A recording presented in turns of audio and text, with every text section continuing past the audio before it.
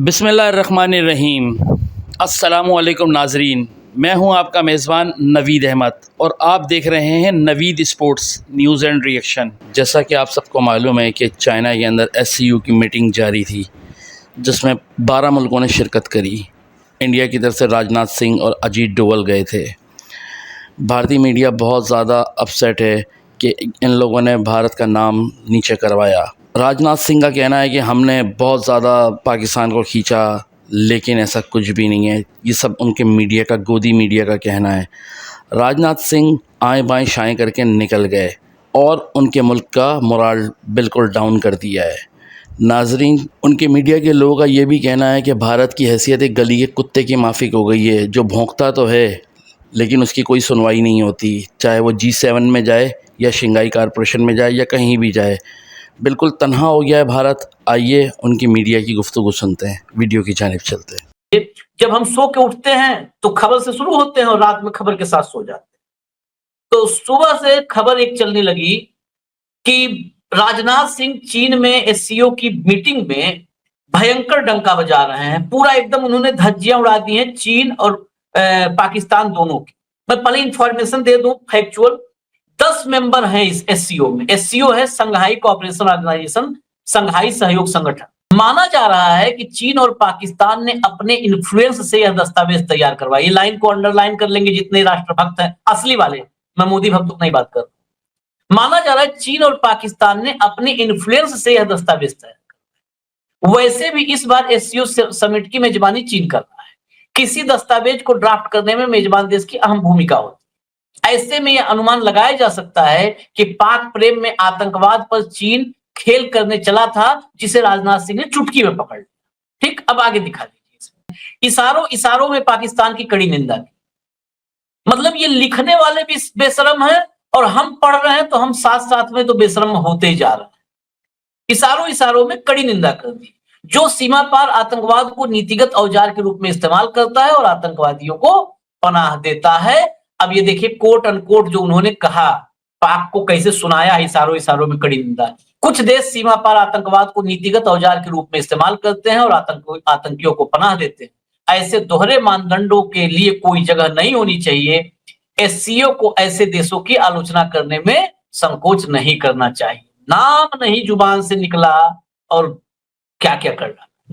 जब पाकिस्तान के साथ हमने आक्रमण किया, ऑपरेशन सिंदूर पाकिस्तान के ऊपर रिटेलिएट किया, हमने सीज फायर पाकिस्तान के साथ किया, इशारों इशारों में किसी देश के साथ तो नहीं किया। पाकिस्तान ने भारत के एस्टेब्लिशमेंट पे हमले किए, भारत ने रिटेलिएट किया, करारा जवाब दिया। ये सारा पाकिस्तान के साथ हुआ, पूरा विश्व को पता है। फिर पाकिस्तान का नाम लेने में परहेज की। किस बात ने रोका पाकिस्तान का नाम लेने?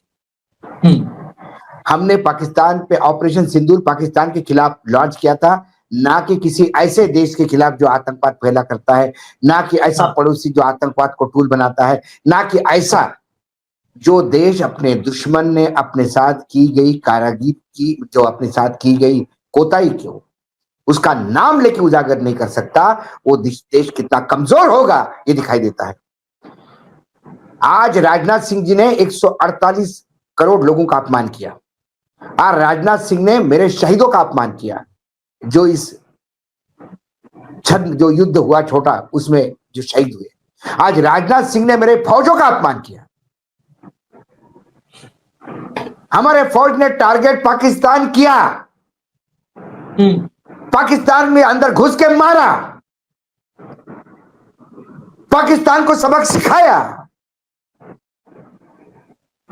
और ये कमजोर रक्षा मंत्री, नाम लेने में शर्म आ रही है उनको पाकिस्तान की। क्यों जाते हैं ऐसे संगठन में जहां बेइज्जती करवानी होती है, जहां तुम्हारी सुनवाई नहीं है, जहां सुनवाई नहीं है, जहां तुम्हें इज्जत नहीं मिलती, वहां जाके बेइज्जत करने की क्या मतलब है? क्यों प्रधानमंत्री गए थे G7 में? क्या हुआ G7 में?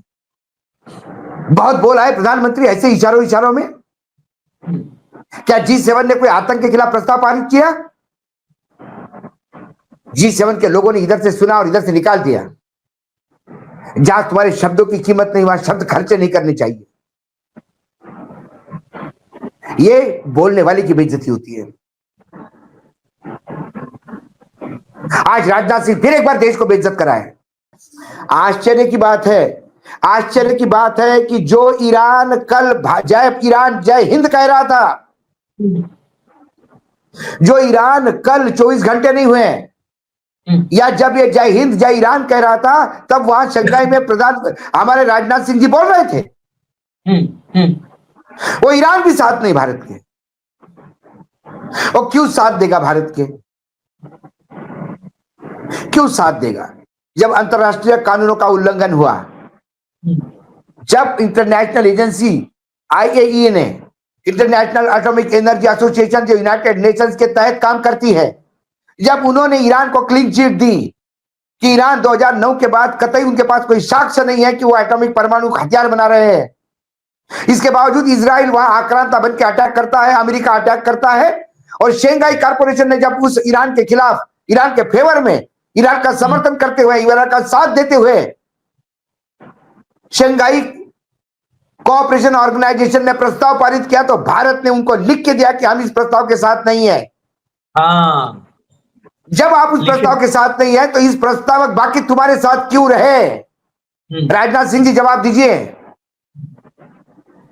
जब इसी ऑर्गेनाइजेशन का एक देश पीड़ित है, पूरा ऑर्गेनाइजेशन उसके साथ खड़ा है, तब आप क्यों चुप रहे? आप क्यों उससे अलग थलग हो गए? और आज पहलगाम में आप वहां समर्थन मांगने गए, कम से कम सोच लेते मांगने के पहले। ईरान पूछता तो क्या जवाब देता? ईरान पूछता क्या जवाब देते ईरान को? क्या अमेरिका बाप हो गया सबका? अमेरिका ने बोल दिया वो परमाणु बना रहे, इजराइल ने बोल दिया परमाणु बना रहे, और आप मान रहे हो? और यूनाइटेड नेशंस कह रहा है कि वो नहीं बना रहे हो, तो आप उसको सुनने को तैयार नहीं हो। क्योंकि शंघाई कॉर्पोरेशन के खिलाफ, उस प्रस्ताव के खिलाफ आपको जाना था, या आपके बाप ने आपको फोन करके बोला था कि खबरदार शंघाई में आपने साथ दिया तो पूछ ढीली करके मिनमिनाते गए, नहीं हम उस प्रस्ताव के साथ नहीं। और आज उनको कह रहे हैं कि आप दोहरा मापदंड तो आप अपना रहे हैं।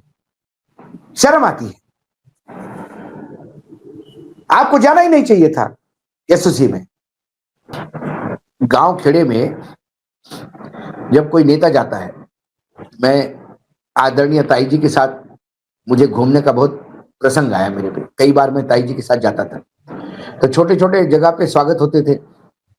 वहां उस गांव में कुछ भाषण करने का, मुझे माइक देख के किसी को बहुत बुलबुलाते हैं कुछ लोग, माइक छोड़ते ही नहीं। ऐसे टाइम पे ताई का स्वागत करने के लिए जो आते थे, वो 2 मिनट माइक पे बोलने के लिए बैठते थे, और वो उसी माइक से उस गांव का सरपंच भी नहीं है, कोई अग्रवाल समाज का मुखिया या कोई किसी समाज का मुखिया, अग्रवाल समाज ही नहीं, किसी भी समाज का मुखिया, वो वहां आके पाकिस्तान को ललकारता था, चीन को ललकारता था, अमेरिका को ललकारता था, पत्थर का जवाब ईंट से देने को बोलता था,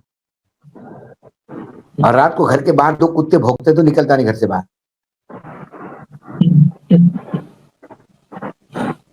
तो ऐसी ही स्थिति भारत की हो गई है, चाहे G7 में जाओ या एसओसी में जाओ, आज हर जगह मार खा रहे हैं। और पूरे विश्व में ऑपरेशन सिंदूर के साथ खड़ा होने के लिए कोई नहीं, एक नहीं कोई। करोड़ों रुपए खर्चा किए ये कौन लोगों ने जाके पेश करके आ गए, लेकिन समर्थन नहीं जुटा पाए किसी। जी नाजरीन, आपको इंडियन मीडिया का रिएक्शन कैसा लगा कमेंट्स में बताइएगा। हमारे चैनल को लाइक करें, सब्सक्राइब करें। इंशाअल्लाह ताला मिलते हैं एक नई आने वाली वीडियो के साथ। तब तक के लिए अल्लाह हाफ़िज़।